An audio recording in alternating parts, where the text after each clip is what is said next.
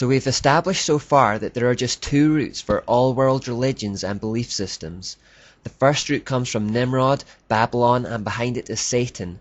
The second route comes from Israel, the worship of the God of Abraham, Isaac, and Jacob.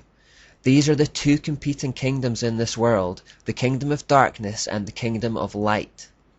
Now some people, particularly Muslims themselves, would have you believe that Islam belongs to the second route, that it shares its origins with Judeo-Christianity and is something of a continuation of those faiths, that Islam is the last and true revelation of the Judeo-Christian God to his people.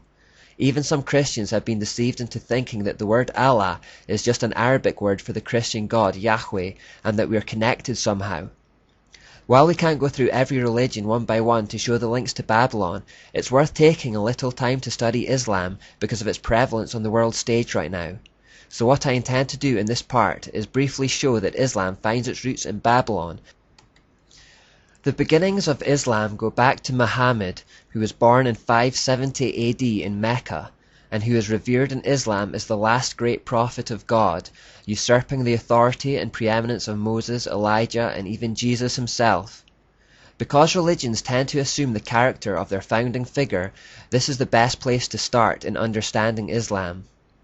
The Muslims have one holy book called the Qur'an, and several other volumes called Hadith, which are oral traditions relating to the words and deeds of Muhammad. Hadiths are considered important tools for determining the Muslim way of life. Sahih al-Bukhari and Sahih Muslim are thought to be particularly authoritative.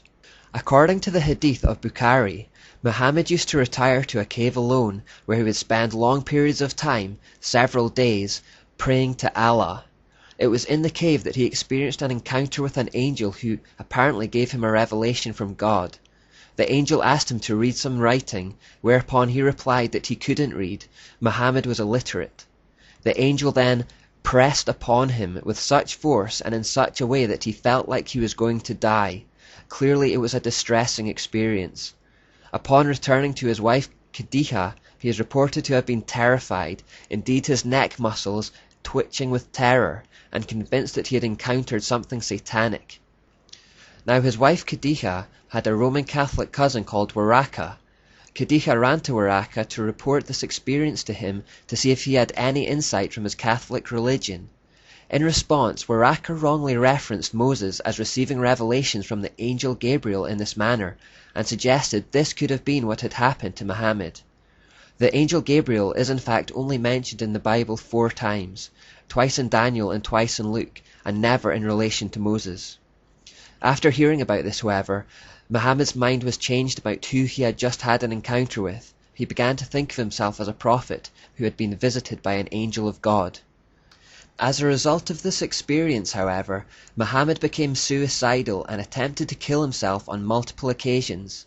He had 2 main periods of suicidal thinking, where he began attempting to throw himself from mountains in a bid to find relief from mental torture. I said to myself, your humble servant is either a poet or a madman, but Quraysh shall never say this of me. I shall take myself to a mountain crag, hurl myself down from it, kill myself, and find relief in that way. The second period of suicidal thoughts came when these visitations ceased. The inspiration ceased to come to the messenger of God for a while, and he was deeply grieved. He began to go to the tops of mountain crags in order to fling himself from them. From these passages that show Muhammad's suicidal mental state, it seems clear he was visited not by an angel but by a demon or possibly Satan himself, as Muhammad himself had first suspected. Now visitations from angels who give people a different message were foreseen by the Apostle Paul in his letter to the Galatians. There we read, "But even if we or an angel from heaven should preach a gospel other than the one we preach to you, let them be under God's curse. As we have already said, so now I say again, if anybody is preaching to you a gospel other than what you accepted, let them be under God's curse." The cave experience was not the first time Muhammad had been in contact with something demonic. He apparently had a strange but undefined experience as a child, after which his carer became convinced he had been possessed by a demon. Further evidence for potential demonic possession comes even within the Qur'an. In Surah 81:22-25 and Surah 69:41-42, people claim that Muhammad was inspired by the devil and something of a madman. Further evidence of Muhammad's mental disturbance is to be found in the Hadith of Bukhari, volume 7 and number 660.